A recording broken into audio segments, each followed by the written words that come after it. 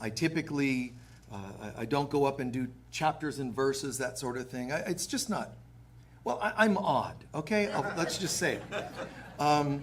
In lots of different ways. But for lifetimes, I've been committed to awakening. And this is called our ministry. I'm saying our because every one of us has a soul's purpose, which is to anchor the love and light of God into this world. That's everybody's. Whether you know it or not, like it or not, everybody's is the same. Anchoring more God. That's it. How you do it is called your individual soul's purpose or your individual mission statement. And God supports you in finding what that is and living it. That's beautiful, perfect.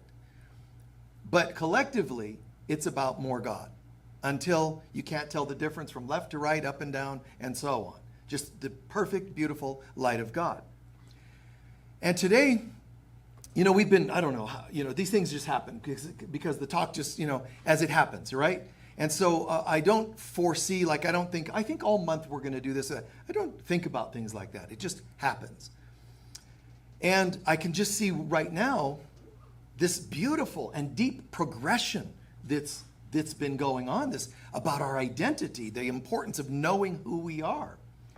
And to a degree, we'll have just a drop of that left. But if that resonates, look at the last few weeks of talks that we've been doing. Today, I want to focus, I think, a little bit more on the difference between inner peace versus inner conflict. Now, you might think I would say inner peace versus outer conflict. No, because outer conflict comes from inner conflict. And inner conflict, I don't just mean like intense always. Inner conflict means we have come into this earth plane and we had developed this erroneous thought that we're separate from God, separate from love. In other words, we're flawed. So it starts with this belief that we could separate, and then as soon as divine beings think they lose their divinity, they're what? They're called flawed. So beings that forgot their divinity became flawed, but they judge themselves as flawed. It doesn't mean they're really flawed, but they believe they are. They feel like they are. Well, as soon as you feel anything about yourself, if you feel plugged in, you speak and you are this beautiful presence. You just know what you're about. You don't mow people over with it, but you know, right? When you're doubting, your voice changes, your posture changes, everything shifts. And when you go, honey, I would like you to treat me differently. Do you think they're going, well, she has spoken?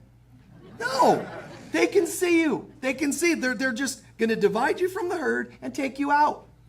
Because they can tell that you're barely with the herd. You're barely in your center. You don't have the strength you could and should have as centered beings.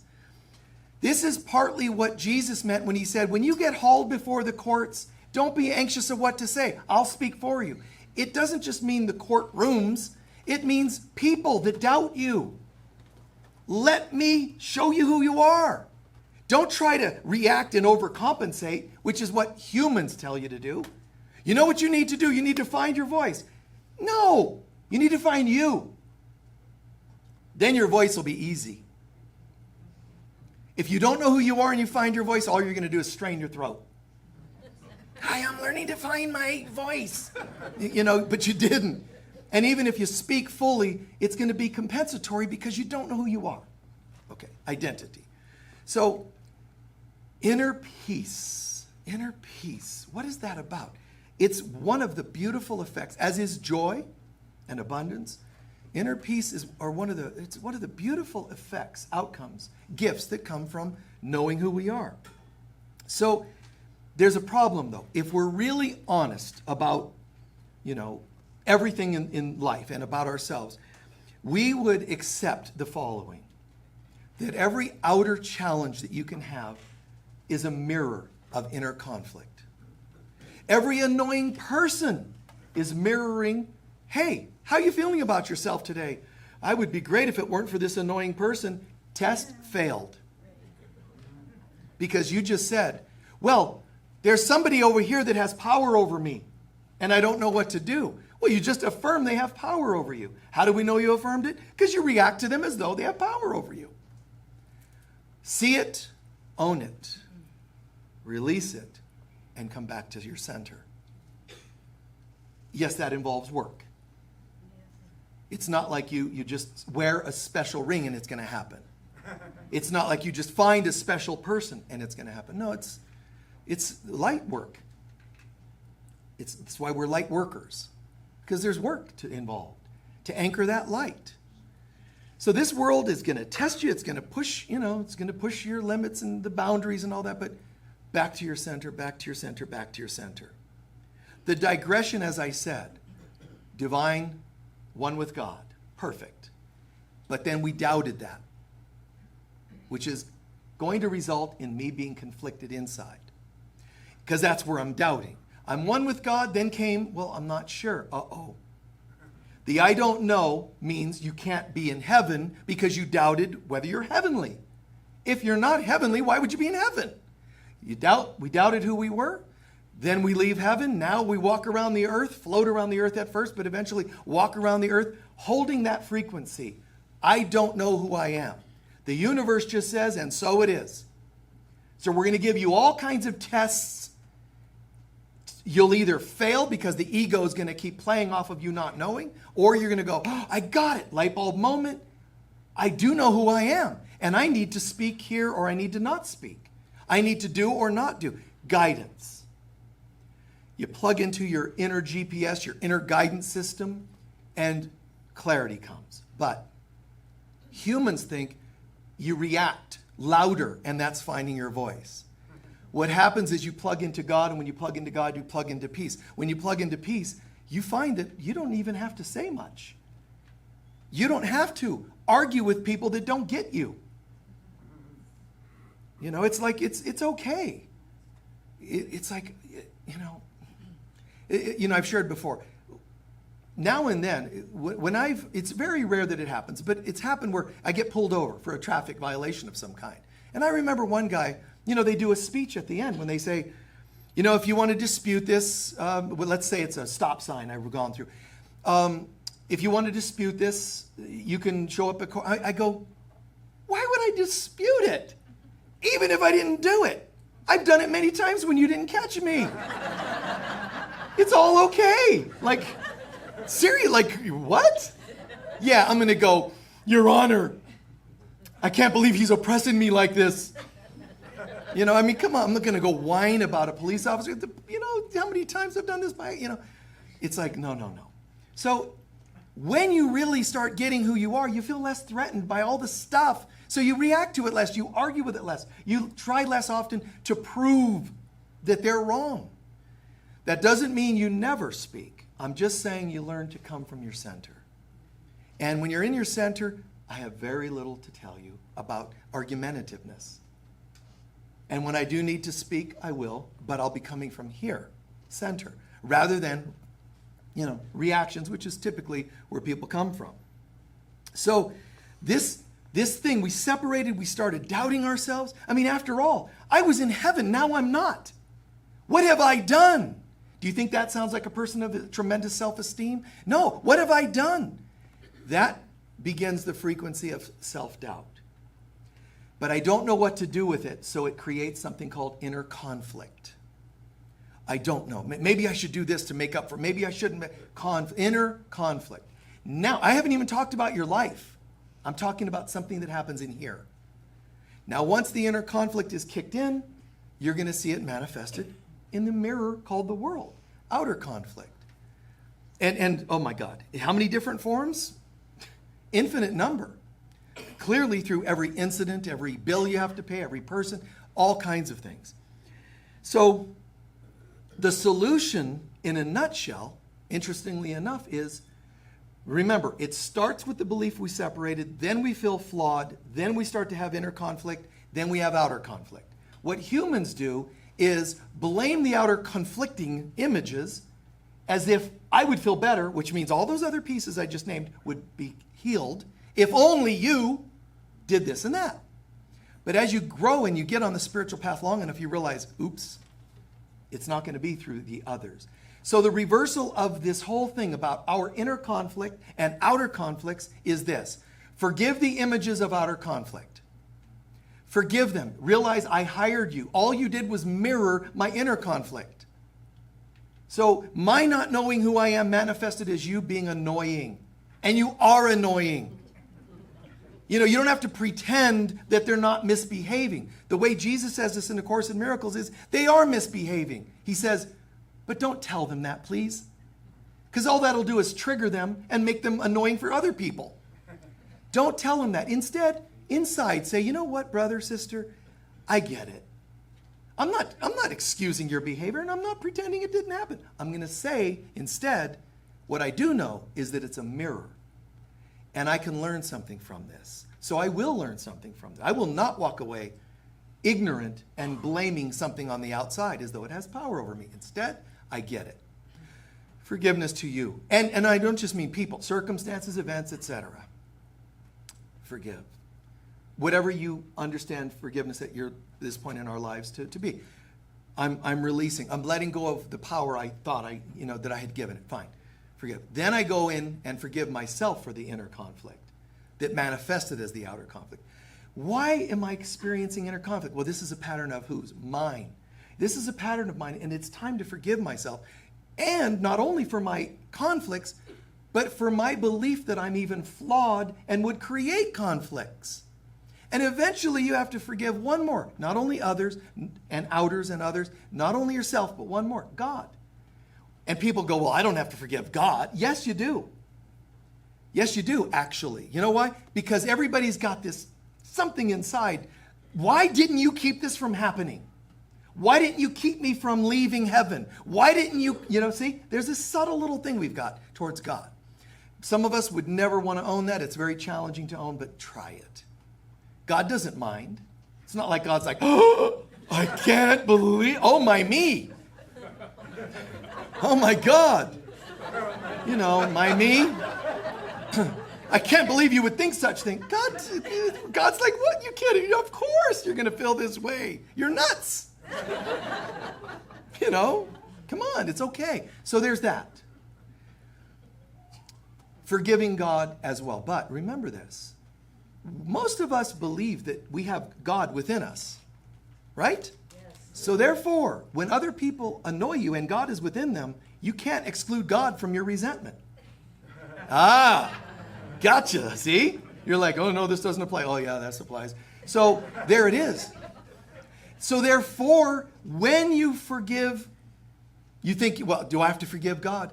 How are you ever going to forgive others and yourself if you don't include God that's within yourself and others? You see? So I'm just willing and open to forgiving everything.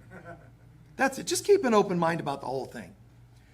Now, inner conflict, in a nutshell, has two primary laws or rules.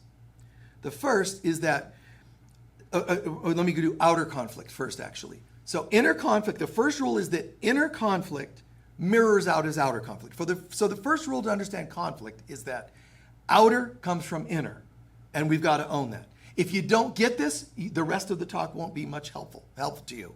We've got to own. The first law, all outer conflict is a manifestation of our inner conflict, whether it's my personal inner conflict or our collective, and there's both, by the way. I have interpersonal conflict, but we, as a race of beings, we hold an archetype, a stereotype, but it's an archetype of doubt, conflict inside. We all share one. Now, you might be more along the spiritual path than others. You might not feel it or experience it as much as the person next to you, but we all have it. If you're a human, you're part of the collective. So the collective has this conflict going on inside that manifests as global events. But I also have my own. That's rule number one. The second rule about conflict is that although inner conflict takes all kinds of different forms, let's say an infinite number of forms, manifestations. The second law is that they're all the same. They're all coming from my belief that I'm flawed. So somebody will show up, and you can't fight this. You can't say, no, I want just perfect, everything.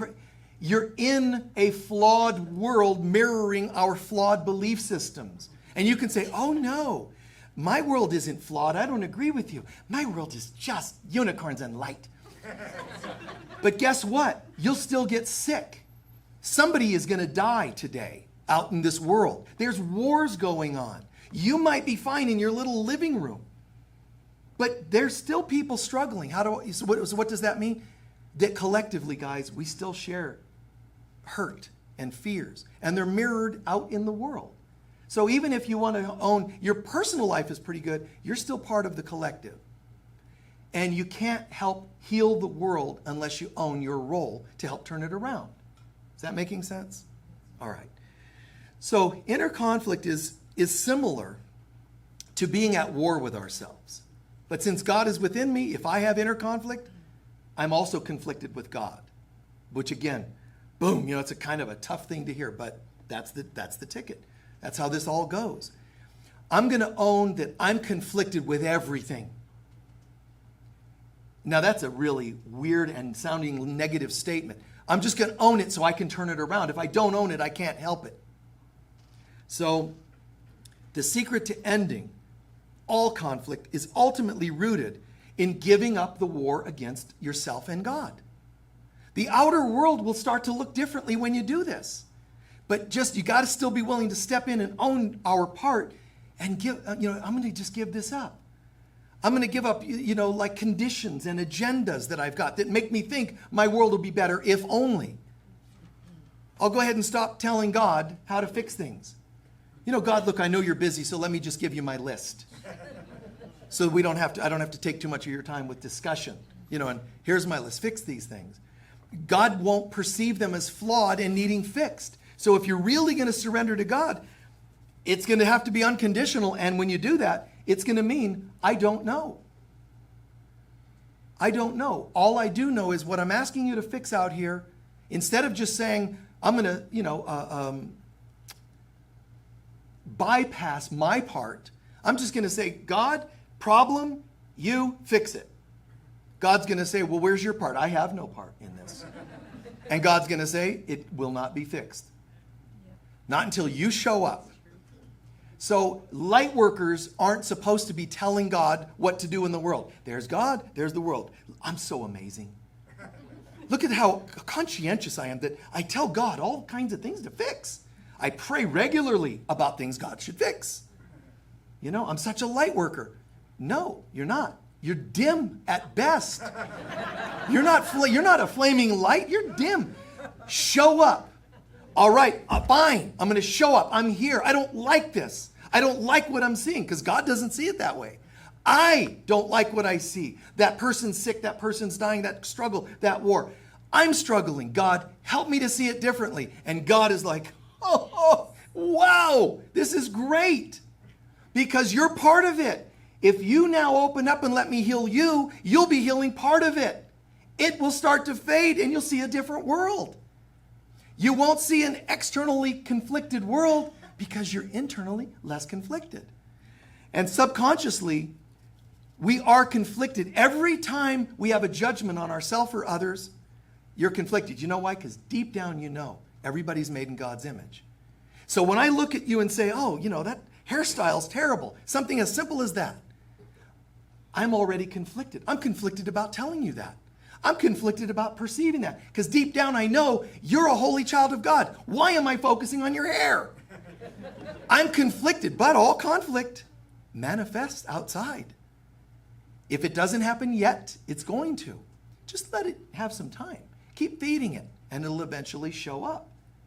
Whatever form that's going to be. All of my known and unknown, conscious and subconscious conflicts are going to manifest. Why? Oh, it's bad karma? No. It's the love of the universe saying, honey, listen, you've been going through a lot of inner conflict and you missed it. We're going to show it to you. And so I do. You end up committing to some relationship of insanity that's going to eventually, it starts with really, cute on the altar, but eventually you want to put them on the altar and sacrifice them to the gods. Because, sorry, I know, weird views of relationships, but You start with to the altar and then you end with sacrificial on the altar because it's going to show up. I was conflicted. I'm not even straight. I'm gay and I married somebody so my parents would like me. You're conflicted and it's going to blow up. Or I have certain beliefs and I'm living contrary and it's gonna show up. When it shows up, it might show up first nicely, but if you don't get it when it shows up, you'll have to get it when it blows up. Can I hear an amen? Oh, yes, Jesus.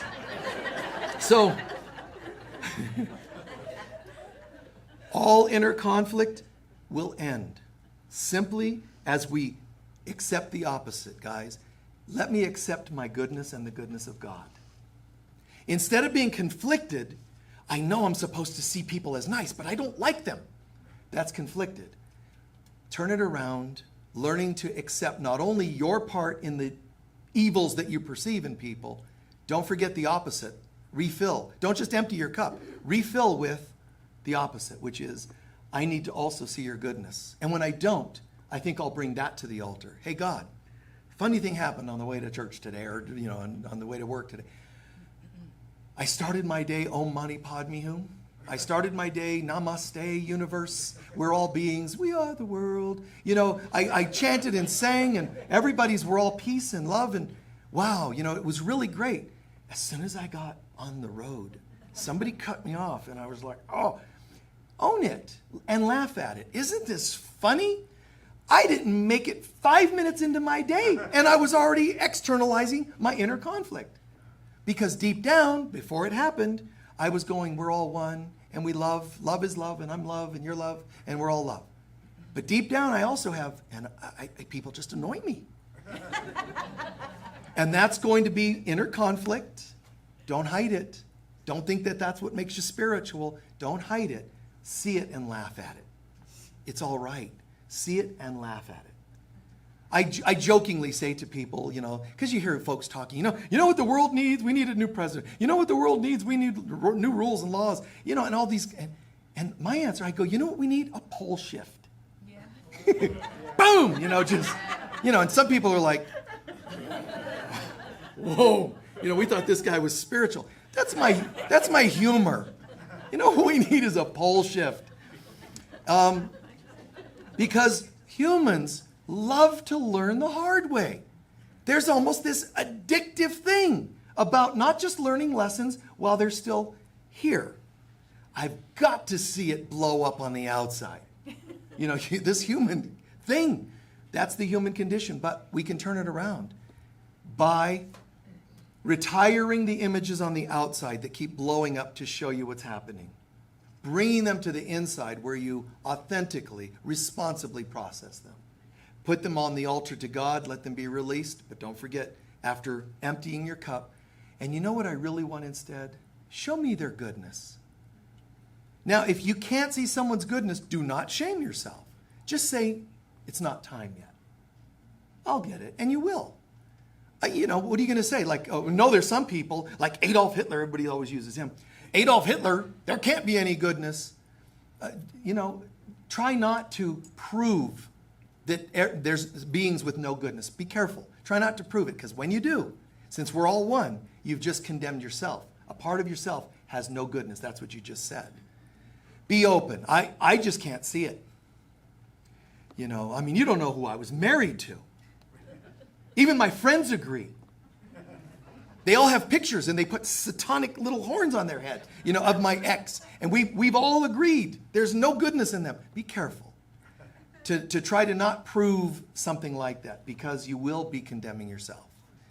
You don't have to know where the goodness is, just affirm that it's got to be there somewhere. And then what will happen is shifts within them, believe it or not, but also shifts within yourself. You'll start caring less about proving that there are children of God that are failing to have light. And then it won't become conflicted, because when you feel that way about people, I'm telling you, you're conflicted inside, because part of you knows they are holy somewhere. Part of you, your head, is saying, no. Now that made you conflicted, and it's going to have to manifest. So, as long as we think that we're victims in the world, we're merely victims, things just happen, you're not going to be able to be a responsible person. And if you're not a responsible person, you can't wake up and find inner peace. Partly, the inner peace that we all say that we're looking for, partly is something that happens in this day-by-day process. It's actually not like some people think it's just like instant epiphany. Some people have had it that way. Mostly, it's a day-by-day process. It's a day at a time, like any other recovery. I need to recover from inner conflict addiction. So I'm going to go through the steps. I'm going to probably need to own it. I'm going to probably need to call on God for some help. I'm going to probably need to do some looking at myself here, a little bit of inventory, and so on. But the addiction is conflict. Human beings, I've had people blatantly say to me, but if we don't have that, what's going to happen every day? It's so weird. It's almost like I would be bored. It's the strangest thing that people are afraid. Inner peace, that much. And some of you have said these things. Well, because I've read a book or two, I'm going to say that you can't have inner peace without conflict.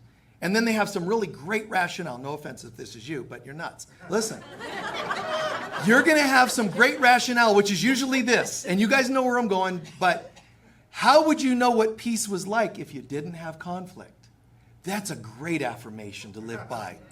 You just said, I need to have conflict so that I appreciate peace. No, you can actually just have and appreciate peace. You just don't know how to do it yet. Just own that. Tell people that. Don't tell us that we have to have conflict or we wouldn't appreciate peace. Just say, I don't know how to do it. Because that's true. But don't tell us to have that affirmation. Inner peace is who you are. We're made in the image of God, which means there's this perfect tranquility. We just can't see it when we're harboring conflict to the outside and inside. So inner peace, segueing from inner peace, like inner conflict, has two basic rules to it. First, and this is, I think, really great news, we will eventually reach oneness with God and achieve total peace. Everyone. That's rule number one about inner peace versus inner conflict. Inner peace. It's inevitable we're all going to get there. The rule number two is you've never been completely separated from inner peace because you've never been completely separated from God. So my point to that is, one of the two primary laws or rules is you've always been plugged into God and inner peace. You just didn't always know it. Why? Go back to inner conflict and look at those rules. That the outside's mirroring the inside's telling us we got conflict, and so on. Our search for inner peace generally takes us through 5 stages. Let me share these with you, which I don't think I've ever shared in a talk like this, but 5 stages in your search for inner peace. But I want to ask you, when I'm describing these stages, please add to your own thoughts as I'm sharing it. Where are you at? You might say, 2 sounds like me, but you might have failed step 2. You don't get to the other steps without these, the initial steps. So phase 1, stage 2, stage 3. Try to see where you are. Where have you passed and failed along, any of these lines, okay? So the first is going to sound like it's not really much, validity to it, because the first stage of inner peace, humans tend to start things very mundanely, which is why some people read the Bible and they hear, God says, I am a vengeful God. And they go, oh my God, terror, grip. That's because your initial stages of learning anything are fairly mundane. So here's what most of us do. You might say, that's me. You might say, that was me. First stage of seeking inner peace is usually shallow attempts. Drinking addictions, sex addictions, food addictions, drug addictions. Now, you'd go, well, what does that have to do with inner peace? Because underneath the act, you're longing for something called inner peace. It cannot work. It will fail because you're trying to heal an inner condition with an outer remedy. But I do not think you should shame yourself for having done it. You can just say, I can see I was insane. That's my funny wording for it. But you can just say, I can see I was misdirected. I can see that even when I was sleeping around or whatever as a habit or a hobby, addiction or whatever it is, I was looking for love. And you were. You were. That's not just an excuse. You were. But it didn't work, and it wasn't going to work. It couldn't work. And the people you were doing this with were also looking for something. They didn't know how to find it. So the first stage of our search for inner peace is really more like clumsy and misdirected. But do not judge yourself for that. And I'm going to assume most of us have at least done that first stage. Congratulations. Good job. Good job. That you see it. If you're still engaged in it and you think it's going to work, you haven't woken up yet. You're sleeping. You're in a delusional state. And I'm sorry for you. But the good news is it's still a search for God. The second stage is, or level, or whatever you would like to call it, this is when we start to get on the spiritual path or the personal, like self-help path.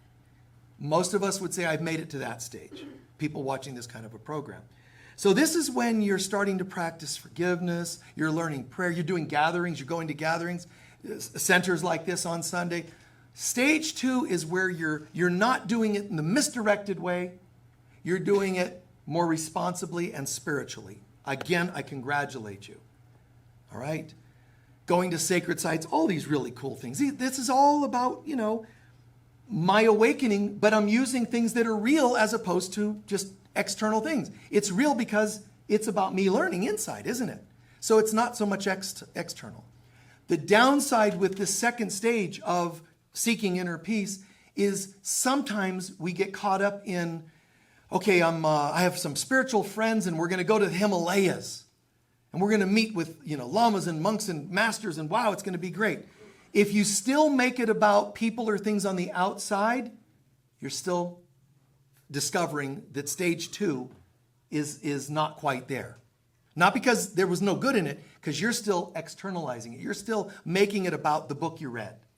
Is that making sense? All right.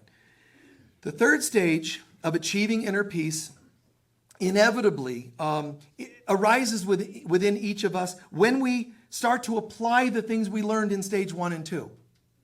Like in a 12-step program, if you dealt with stage 1 addictions and you do the 12-step program, they're going to tell you eventually you've got to apply that. You've got to be this change and bring it to the world. So stage 3 is, now I'm not externalizing it in stage 1, addictions. I'm not in stage 2 just learning it. Stage 3, I'm becoming this. Ask yourself, have you reached that at all? And it could be that you're still doing 1 and you're still doing 2 and 3. But have you reached 3 at all? Where you're saying, I get it. This is where I'm living this. And here's the evidence if you reach stage 3. You're going to find that it's almost an organic thing that you're starting to notice that you practice compassion and forgiveness more often. See, I'm not talking it. I'm not just learning it. I find that I'm a different person. And it is helpful for you to look at that and say, if I were to look at my life on a scale of 0 to 10, me personally, as a person of love, spirituality, etc., have I improved at all? If I was ever less evolved, let's rate me as a 2 on a 10 scale. Where am I now? If it's 1.5, something's wrong. So where are you? Well, it's 2.5. How long have you been on the path? 40 years. Wow. A half a notch in 40 years. I'm not going to say condemn yourself, but I'm going to say you might want to look at that. You might want to, change teachers or something. Most of you, I think, if you're honest with yourself, you're going to find, if you've had any time in this at all, in your inner work at all, you probably have gone from a 2 to at least a 6. Let's pretend you did. That's 3 times where you were. How can that not be noteworthy? So it's pretty cool. You're not in stage 1 or 2, other than in, little maybe dots of it, drips of it here and there, but 3. You're in 3, and that's where you're starting to live and apply this. I think it's fantastic. Give yourself, it's not a prideful ego thing, it's more like appreciation. Give yourself appreciation, because you might have done some very different things than you've done. You're not only reading about it, you are different. You know, what I did, sometimes Edgar Casey had this saying, stand back and watch yourself go by. And if you go, oh my God, that's not good. When you stand back and watch yourself go by, and I do that, and there's times when I go, oh, you know, I probably could have said that different. That's not a problem. Correct it. Make amends in here and out here if necessary. But what I did, because I tend to do that, where, you know, how am I, you know? And I know I can't live up to everybody's expectations in the world, but I remember like, you know, times when I lived in the last place I lived many years ago, I lived there for like 20 years. I never walked around. Nobody knew who I was. I was always on tour. This was my home area. But am I at all like the guy on tour who talks spirituality when I go home? And I knew and I discovered that I was, because people in the town, not knowing who he is, because I never told them my name. Oh, nice to see you, good to see you. You know, and post office guys or the mail lady or, you know, whatever they were, meter maids, people I saw every day. They would just say, you know, there's something about you. You seem so nice. That was my way of mirroring back to myself. If I'm on tour, namaste. The divine in me is honoring the divine in you. The divine in you. And everybody at home's like, what a jerk. Something's wrong. Something's wrong. I needed to be able to see, you know, I've shared this story once before, but one time I was in a store, a little market, and there was a meter maid. I don't know the meter maid. I mean, she just drives the streets and all that. But she said, you know, are you the guy that has a couple of daughters? I go, yeah. She goes, I want to tell you, I've never seen somebody that was like a better father figure. Now, this is the guy who's on tour. I don't really, you know, nobody met my kids. It's not like that, you know. But here I was having mirrored to me something that level of personal. You as a dad. It wasn't like you talk love, but oh my God. You know, she said, I watch you. I sometimes stop and just watch you, which is a little intimidating. Like, did I ever smack him? You know, like, oops, you know. But to hear, and I know this is a bit challenging, but think about this. How is the world, and people, but how is the world mirroring? Is it telling you you're pretty consistent, or are you conflicted? How are you conflicted? Because if you talk one thing and do another, that's conflict. You shouldn't try to call other people. I don't want you to leave today going, at the market, you know, conflicted. I'm not asking you to go and look for people's stuff other than your own. I'm just saying that you can see these mirrors and it might be calling you to make some adjustments. It doesn't mean you're always incorrect or wrong. You might be right in changing the way you do things or doing what you do. Other people might think you're conflicted when you're not. You're actually clear. You can say no to somebody who's a partner. Your parents might say, that's inappropriate that you shouldn't say no to them about whatever it is. Like, I'm going to leave if the addiction continues. Your mom might say, I lived with your father for 50 years with addiction. You just got to deal with it. You might say no and not be out of your center. She might say, oh, you pretend to be spiritual. This is conflicted. I snuck in and watched Michael's lecture the other day because you told me you listened to this guy. And he told me about conflict. Guys, to thine own divine self be true. This is right for me. But the fact that you tempted me to think I might have been conflicted, I might want to just make sure, check in. Because even you telling me about it might be testing me. But I'm asking you, did you pass your test? Did you come out going, you know, they mirrored this doubt, but I'm good. No, I feel comfortable and good about the choices I made. Now, the fourth stage of attaining inner peace or increasing your level of inner peace, this is where, you know, this is a challenging one because it's really about the effects more than describing what's going to be happening. But in this stage, you might be expecting that the world is now supposed to be different. I'm working on inner conflict, so now there's no more conflict. Stage 4 is where there's still going to be residual bits of conflict. Stop expecting it to not be conflicted and focus instead on your reactions change.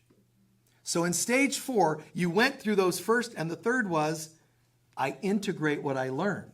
So fourth is, if you really integrate it, prove it. Are you insisting that the world be without conflict, or are you insisting to do your work when you see it? See that? So stage 4 really, really tests us, take this to another level, How are you responding? Do you really get that the outside world is a mirror, or is that a convenient thing you only throw out when it's, right for you? The outside world is a mirror.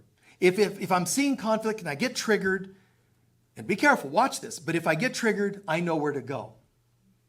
What inner conflict is this mirroring for me? And do the work. All right?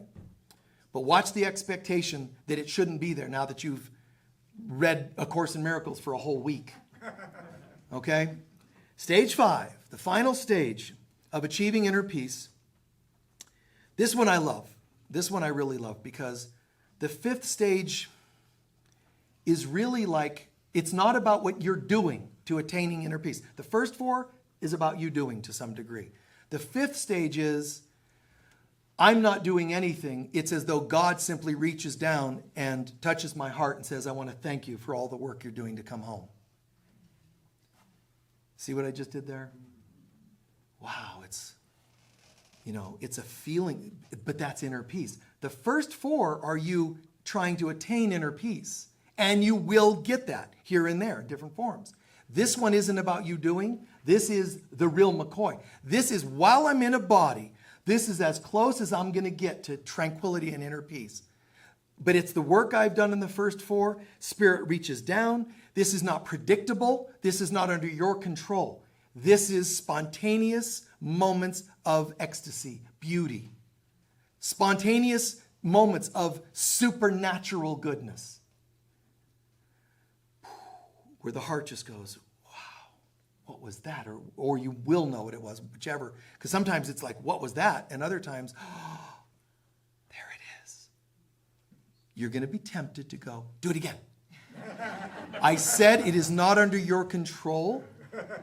And the ego is right there with you, riding shotgun.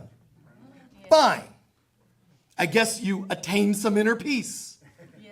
But if God really does like you, tell God to do it again so you can have more. Because if God loves you, it wants you to feel, fine, okay, God, more peace, peace. No, it's not happening. I don't like you, God. So the ego got you out of your peace. So guys, when it happens, I could say if it happens, it's when. It's going to happen when you do your work. And when it happens, sort of laugh at the compulsion to try to get it again. Because if you can laugh at it, you'll bring more peace sooner than if you try to make it happen again. Does that make sense? Yeah. All right. So the process, I want to say though, the process of attaining inner peace, like many things in the universe, we've talked about so many different conversations here. This is a process. Like I've talked about forgiveness. Forgiveness isn't one day I just forgave. You may have. But most of the time, forgiveness is layers being worked on. Inner peace, it's the same thing. So go easy on yourself. Don't put the pressure of, where's my inner peace? If I meditate to attain inner peace, that's only the second level that I described. That's only the second level. I need to become the meditation. Then I need to release my expectations to, I shouldn't be seeing conflict in the world. And then there's the 5th stage, God. It just happens. So, yes, meditate to help it along. The 5th stage is thank you for all you've done, which includes your meditations. But my praying a certain way, my meditation a certain way, this group, that group, Islamic, Christian, or whatever, nobody has the trademark, the copyright on that inner peace. There are people of every walk of life, people near death and people perfectly healthy, who have attained a moment of inner peace. God, there are people who just, as they're in their moment of death, I get it. And that's that moment of stage 5. Do you think they're going, hold on a minute, doing? They're almost dead. It's when they surrendered that peace could fit in. When our block is filled with what we think is going to be inner peace or whatever it is, there's no room for the spontaneous of God, the hand of God. So rather than thinking that this, or forgiveness or anything else, is some kind of one-time achievement. It's a day-at-a-time process. And if what you can do to help it along, commit to those 5 things I talked about and recognize where are you, where would you like to be, and develop more of the one you'd like. So do that. But also, thoughts, words, and deeds. Do your best to live thoughts, words, and deeds that resonate with peace, and you will start to feel more peace. All of us have done this where someone in our life, somebody that's irritating, or you're going through a divorce or something like that. You can go through that and I'm going to tell them a thing or two. And usually the insistence, I have to tell them, I need to tell them what I think of them, doesn't usually bring peace. You might feel relief, so would a burp, but that doesn't mean you need to do it. So, as your source of inner peace, it's just all you did was let go of some anxiety to tell somebody what you thought of them. That doesn't mean it brought true inner peace.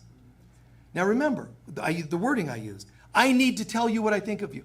The very need, the fact that I'm in need to tell you something means I'm conflicted. I'm not just at peace. I have a battle going on inside, but it's going to be done as soon as I tell you what I think of you.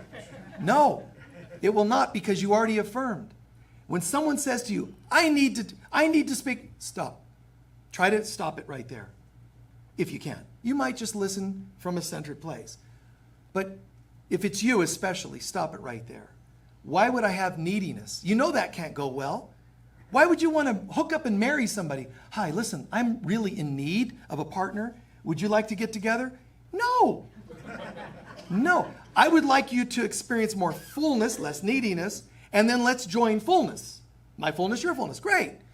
But if somebody told you they were in a needy place, it's a little bit dangerous.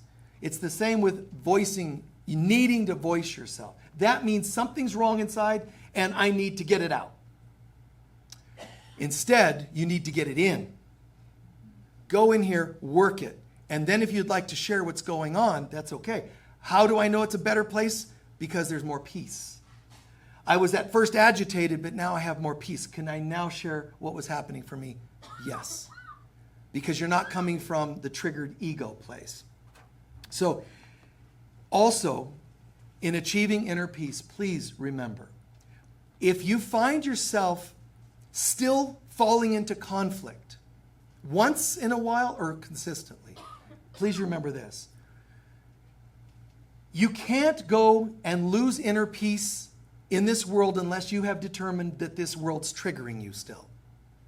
If you can realize that this world is an illusion, that it has no real power over you, you will not lose your centered peace as easily.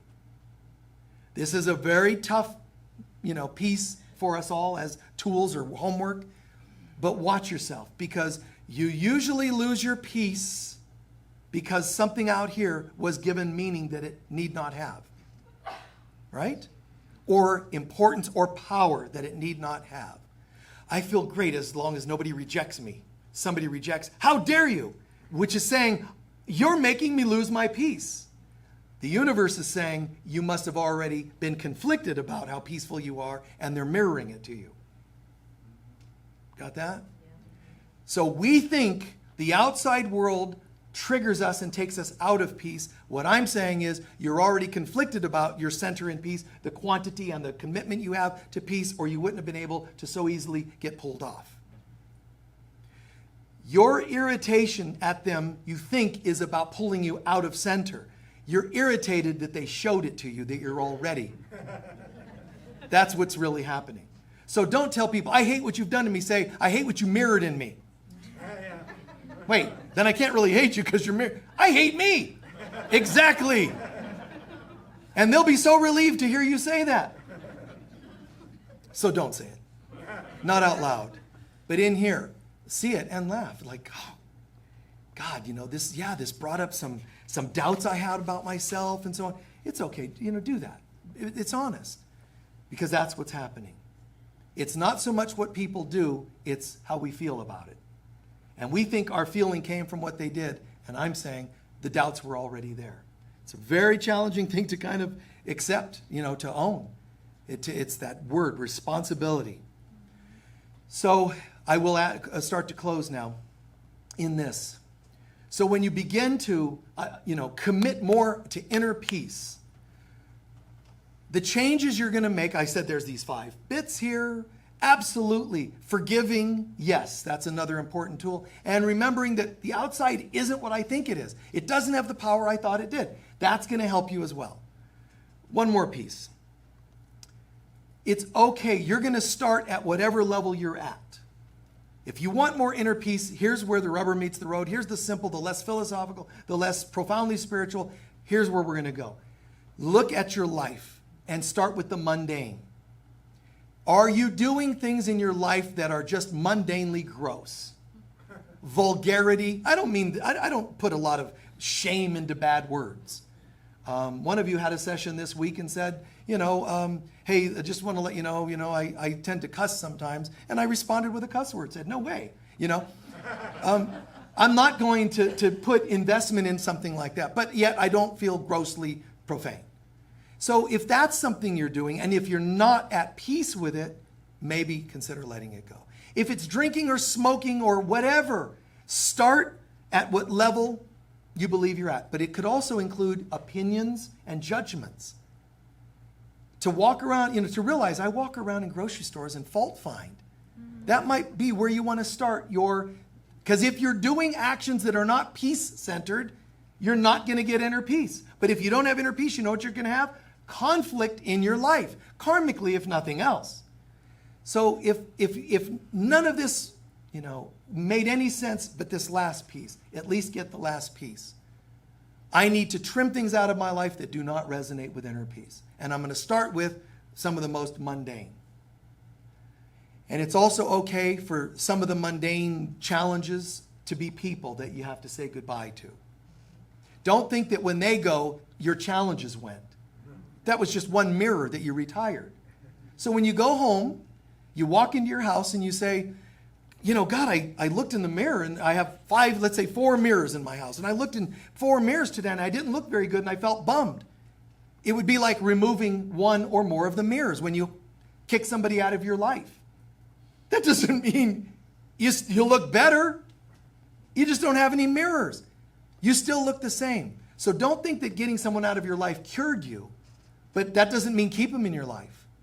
If you're going to let some people go, just know what you're doing is, I'm going to just deal with some grounded level stuff, and you've got to go. I'm going to do my inner work. That's the responsible way to do it. Let them go and don't do work. That's irresponsible. Let them go and do your work. That's cool. Make sense there? All right. So, I see this in relationships, in jobs. Please hear this piece.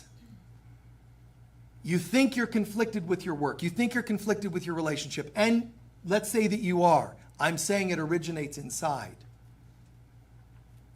So get this cleaned up a bit. Be more authentic with your word. Be more true to your word. Be clearer. What are you looking for in your life? I don't know. I like this relationship, but I don't. I want to be done with this relationship. It's hurtful, but I don't want to grow old alone. That is being conflicted, and it will not go well. I want this job, but I hate the job. I only have it for retirement purposes. So I have, retirement when I get a certain age. See, if I were your job, I would say, you don't even want to be here. You're conflicted. So what would happen? Maybe we'll do this in meditation, but think about, what if you did house cleaning, guys? Ooh, already, yeah. Oh, no, don't do it, Don't ask us to do that. So we'll share that in the meditation. But all my relations are mirroring inside. My dog, it gets off the leash, it goes and bites people. It's mirroring its owner. My children, they're mirroring their owner. Try it. But eventually move off of the animals, and your children to other adults are also mirroring you. My husband, or my wife, they want to, date other people, or they want to smoke, they want to drink in the house. I don't want that anymore. And you're right to say, I don't want that in my life. It's okay. But what I'm saying is the reason they're doing it is because you have doubts about it. You have doubts about whether you have, like certainty, about whether you have the right to say no. And they're playing off that. The universe is going, let's use this puppet, your partner, to say, gulp, gulp, gulp, and get you triggered because you have to decide. This is your house too. What would you like in your house? I'm afraid to say. And they're mirroring your conflict. Now, guess what, honey? I heard this talk about identity, and I heard this talk about inner conflict, and I'm just putting you all on notice. Dog, children, husband, wife, it's inner peace. That's what I'm looking for in my household. We all have bad moments, yes, but we're going to own them and process them. Or you leave. Sanctuary. We did a talk just on sacred space weeks ago. Sanctuary, sacred space. But your space will not be sacred if you, the owner, isn't bringing it about. Humans love to blame everybody for, taking away their power, removing sacred space. Someone's got to show up that says, this is the way it's going to be. You're going to have doubts, and they're going to mirror. And they could be mundane things. Everything on this planet can be that for us. I personally, have moments where, to be honest, I have moments where I go, I wish I were a tad better looking, or I wish I were in a bit better shape, or I wish I had more income. I have those thoughts too. It's not like they're evil thoughts. All that is you're in a human body and you're going to have doubts. But what do you do with them? I just have another donut and continue dressing frumpy, and this is the way it's going to be. Acceptance. You think Jesus walked around going, do I look good in this? It's like inner peace first and foremost.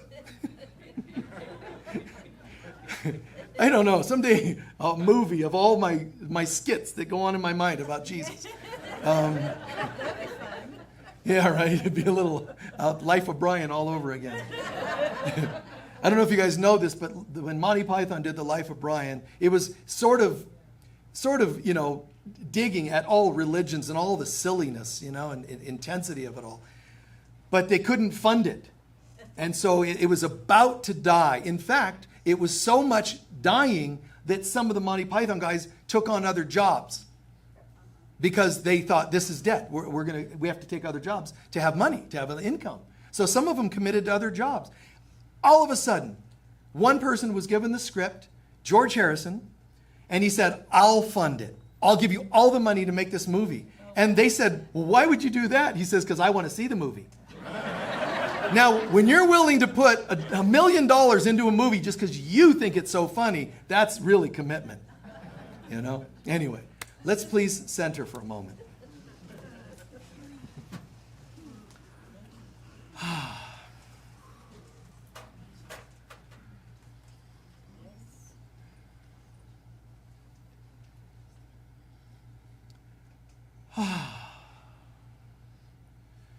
Tuning into anything that was said that makes sense to you. Anything that's yours. Wisdom, sentences, processes, triggers. Just integrate a bit for a moment.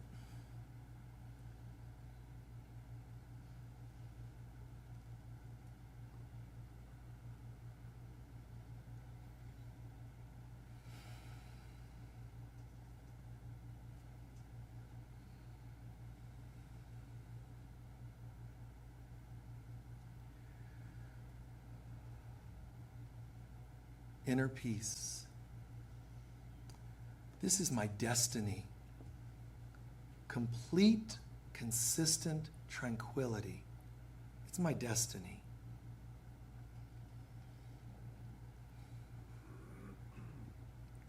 And the more I achieve inner peace, the more I'll see it in the outside world. I won't be attached to the outside world looking perfect all the time. I'm just going to be grateful when it is.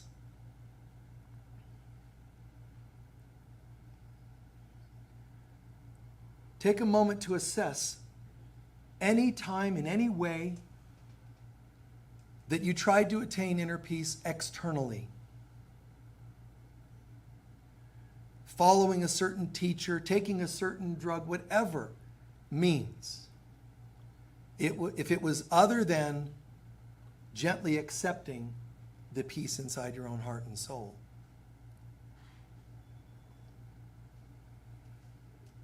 All the ways we try to attain inner peace. Once you see and own at least one means that you've tried, don't be corrective, don't feel ashamed. Just forgive yourself for doing it. Oops, I guess I was a little short-sighted there, a little narrow-minded there. See it. Because if you can see it, release it, forgive it, that's actually going to bring you the inner peace you were trying to get from that other means. So I can even turn around the most mundane, gross behaviors seeking peace into achieving inner peace by forgiving what I did.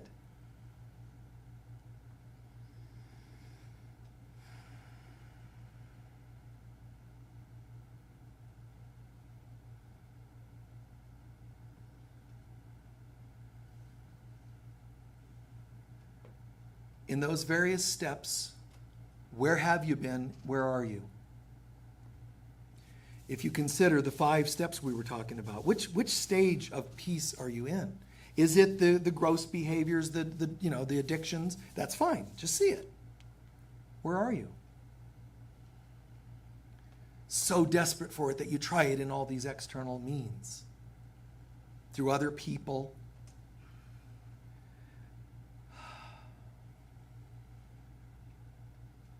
And what about the second? The spiritual studies, prayer, meditation, forgiveness. Clearly, that's a very great stage, a great way to attain inner peace. The third, where you integrated what you did in stage 2. And you started simply being a more loving, compassionate, forgiving person.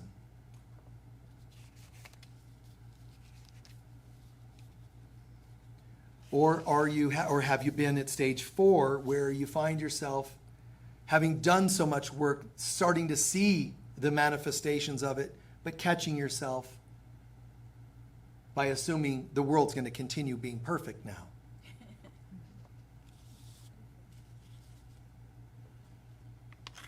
And are you having stage 5? Those spontaneous moments of God reaching into your soul, just quickening this spontaneous glory.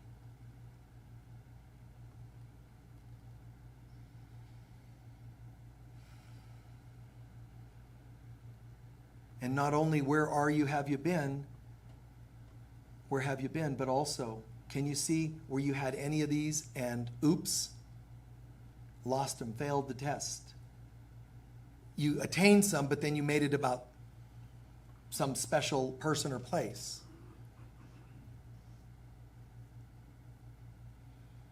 You had this, but got triggered by expecting the world to maintain it for you.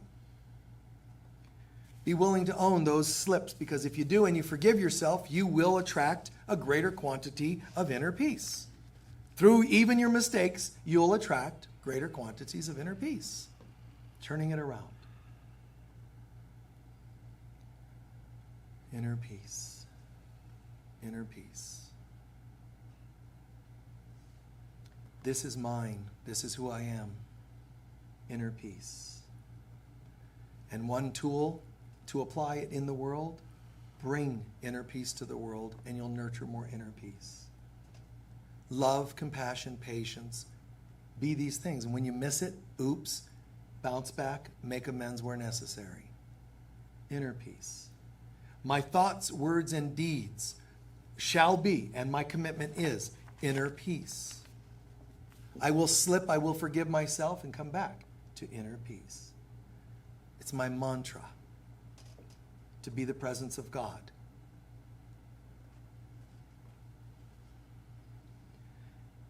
And so it is.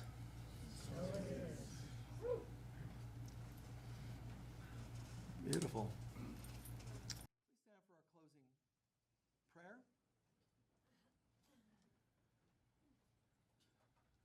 greatly, greatly appreciate everybody's commitment to this beautiful thing that we share on Sundays and hopefully 6 days in between.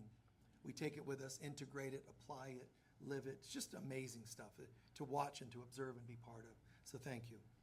More and more, we're getting the services to be a typical, like a traditional time, an hour and a quarter. That's what they usually are. So we're more and more getting the time trimmed down to that. So I appreciate people's patience with that as well. Just center into gratitude. Center into, what did you learn from this? What did you gain? This isn't a lecture at you about peace. This was, what is peace? Why don't we always feel it? There's stages of it. Which stage are you in? I love that applicable kind of vibe. Where are you at?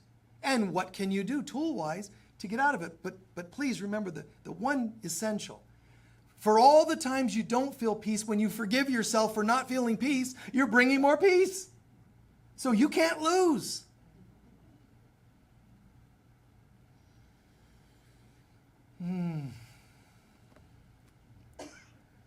The light of God surrounds us.